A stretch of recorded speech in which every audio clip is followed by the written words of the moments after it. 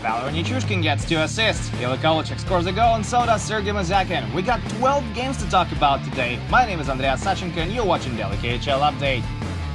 First off, Magnitogorsk, where tonight Metalurg hosts Boris. Kazakhstan team haven't beaten Magnitka on the road since December 1st, 2013. Let's see if Brennan Bachansky and Nigel Doss can stop Sergei Mazyakin. They certainly start well. Late in the opening frame, Ivan Kuchin carries the puck in on a 2-on-1 rush, beats Nigel Doss cross eyes, and Doss nets his 8th of the year. Boris might be having a bad year, but they can always count on Doss. We'll skip ahead all the way to the third. Boris still lead 1-0, but it's about to change. Tomasz Filippi sets up Chris Lee for a hard one-timer, and he drives it in. This one comes on a power play, tied game 1-1. Halfway through the period now, Magnitko on a power play again, but this time it's not gonna end well. Wodek dives for the puck to keep the play alive, and he goes into the boards head first. Yikes! Wolski is not getting up, and he's gonna have to be stretchered off the ice. Hopefully it's less serious than it looks. A few minutes after that, Magnitka grabbed the lead. Alexei Pereglasov drops the puck to Jan Kovrsh, he feeds Sergei Mazyakin down low, and he redirects it into the net. Mazyakin nets his 15th of the year, and Magnitka lead 2-1. Late in regulation, Chris Lee scores his 2nd of the night on an empty net to seal the deal. Magnitka win this one 3-1 and extend their winning streak to 4 games.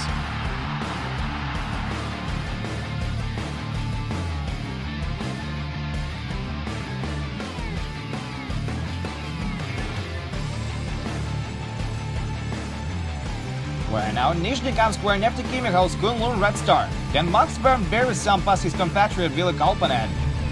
Early in the first period, Neftekhimik got down a man, but Igor Pologalov creates something out of nothing. He digs out Kunlun defenseman, makes Andrei Makarov bite, but then he hits the post. That could have been a goal of the week.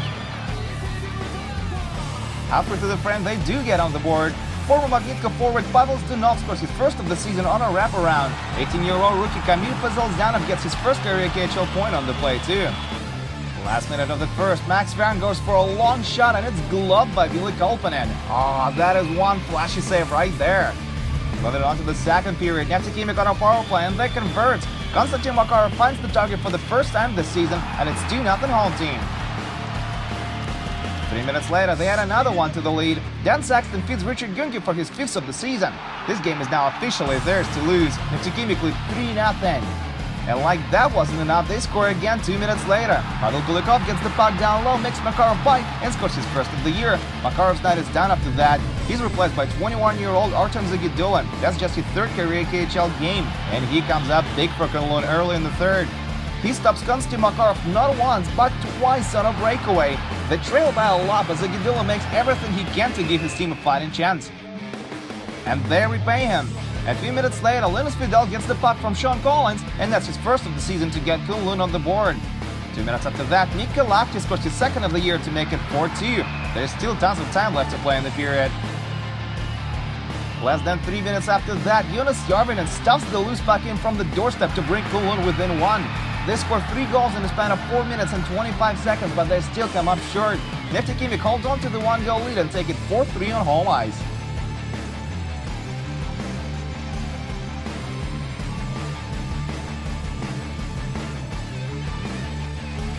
We're still in Tatarstan. This is Kazan, and tonight Akbars take on Admiral, who topped the league with 31.9 power play success rate. Well, they're not getting any power play goals tonight. At halfway mark of the period, Akbars opened up the scoring. Michael Jordan puts the puck on net, and Fedor Malikin tips it in for his 5th of the season. Jordan gets his 1st career KHL point in his very 1st KHL game, and it's 1-0 Akbars. Let's keep ahead. It's late in the 3rd now. Akbars on a power play, and they convert. Alexander Svidov nets his 6th of the season from the doorstep, and he dedicates it to Alexei Cherepanov, who tragically passed away 8 years ago today. Nothing but respect for Svidov. Admiral pull Igor Babko for the extra attack late in regulation, but that only leads to an empty netter by Justin Azevedo. Stanislav Galimov stops 32 shots for his 1st shutout of the season, and Akbars take it 3-0 on home ice.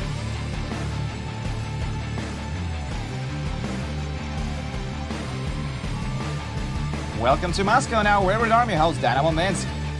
Red Army opened up the score in 13 minutes into the game. Slava Snovin beats Lukas Krajicek in the foot race, and then he beats Ben Skrivens for his 1st goal as a Red Army player. The Red and Blue lead 1-0.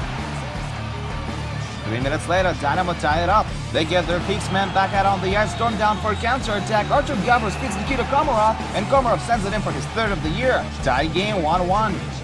but Red Army regained the lead before the first intermission. Grigory Panin has the puck at the point, he tees it up, cranks it on net, and he beats Ben Scrivens for his second of the year. Red Army lead 2-1 up to 20. Early in the second period, Red Army had 3 more to their lead. First, Vladimir Zharkov finishes off Stefan DeCosta's dish. That's his first of the year. Just over 2 minutes later, Valery Nichushkin breaks into the zone, dishes the puck over to Alexander Kutuzov. Nichushkin skates to the net, and Kutuzov scores his first of the year as well. 3 minutes after that, Stefan DeCosta nets a beaut for his 5th. 19-year-old rook Pavel Kornaukov gets his first career KHL point on the play. Ironically, that goal sends Ben Scrivens to the bench, and Pavel's brother Mikhail Kornaukov makes his way onto the ice.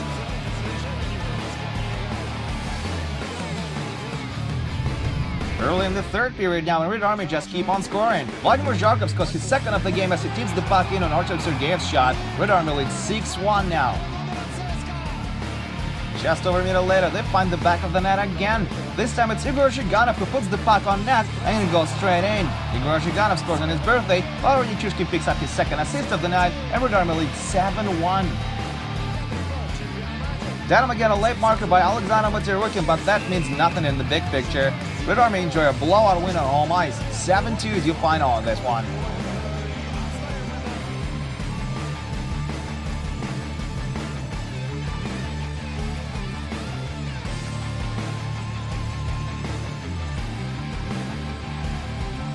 Let's head over to St. Petersburg now, where the top team of the league meets the bottom team of the league. It's SKA versus Dynamo Riga.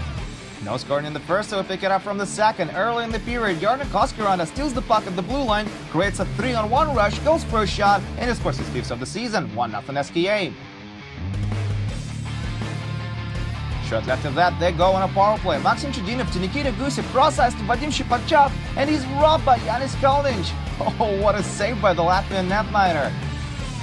A few minutes later, SKA on a power play again. Pavel Datsuk feeds Sergei Plotnikov down low. He tips it, and it's gloved by Kalnic again. He does everything he can to keep Dynamo in the game.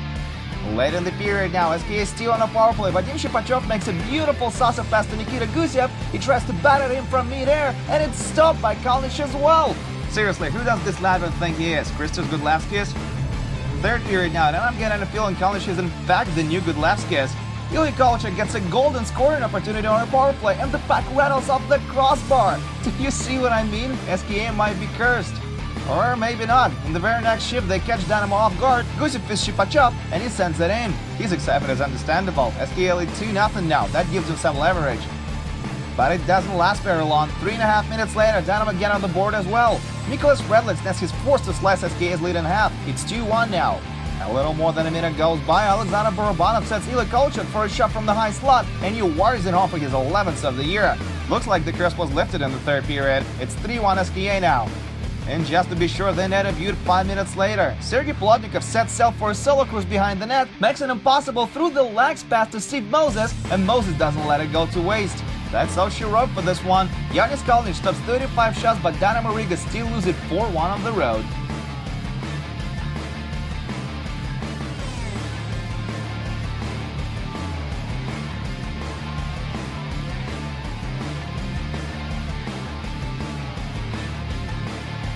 This is Nizhny Novgorod, and we're here to watch Torpedo take on Avangard. Avangard get on the board first. Late in the opening period of play, Nikolai Lemtugov takes a shot. Ilya Proskirkov stops it, but he gives up a rebound, and Alexander Perezhagin nets it. That's his 8th of the year, and it's 1-0 Avangard up to 20. Halfway through the second period, Ivan Fishenko feeds Vladimir Sabatkov for a breakaway. He can't score with his first shot, but he buries his own rebound. Proskirkov almost had this one as well. Unlucky though, it's 2-0 Avangard. But Torpedo turned the tables late in the second period. First, they stuffed the puck in on this confusing play. The puck was loose the whole time, says Torpedo head coach Battery Skudra, and the ref doesn't buy it, no matter how hard Skudra tries to convince him. Shortly after that, Denis Porsche makes a marvelous pass to Yuli Zuba, but he is robbed by Yuli Proskirkov. Torpedo netminder stands on his head to keep his team in the game. Less than 6 minutes to go in the period now. Torpedo on a power play. Nikola Zherdev has the puck behind the net. He's looking to center it for Carter Ashton, and the puck gets deflected into the net. Zherdev is credited with his 2nd of the year, and it's 2-1. A few shifts later, Nikita Nikitin gets sent off for a deuce. He's not happy with the call and it's only gonna get worse. Torpedo go for the same play. This time Carter Ashton does get the puck in the slot from Zherdov, and he has his 5th of the year. Tied game, it's 2-2 after 40. Late in regulation now, Torpedo on a counter-attack. Carter Ashton moves it up the ice to Frederick Patterson, and he sends it in with a fine clapper. That's the game-winning goal. Torpedo score 3 in a row, and they snap Avangard's 4-game winning streak. 3-2 Torpedo is your final.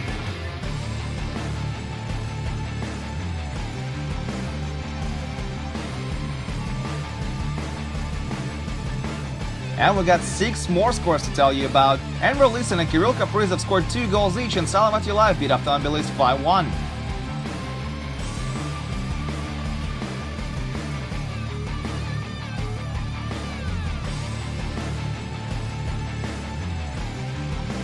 Denis Gurbanov and Konstantin Mayorov scored for Ukraine, and they beat Tractor 2-0 on the road.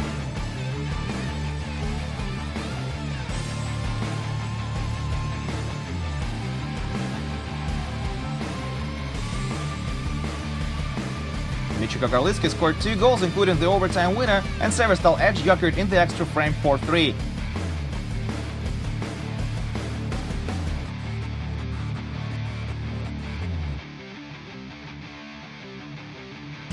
Sochi enjoyed a blowout win on home ice over Sibir. 6-2 is the final on this one.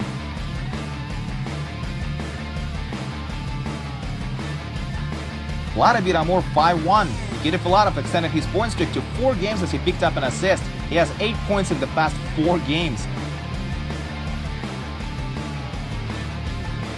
And finally, Kuzny beat Spartak on the road 3-2. Kirill Semyonov scored 2 goals on this one.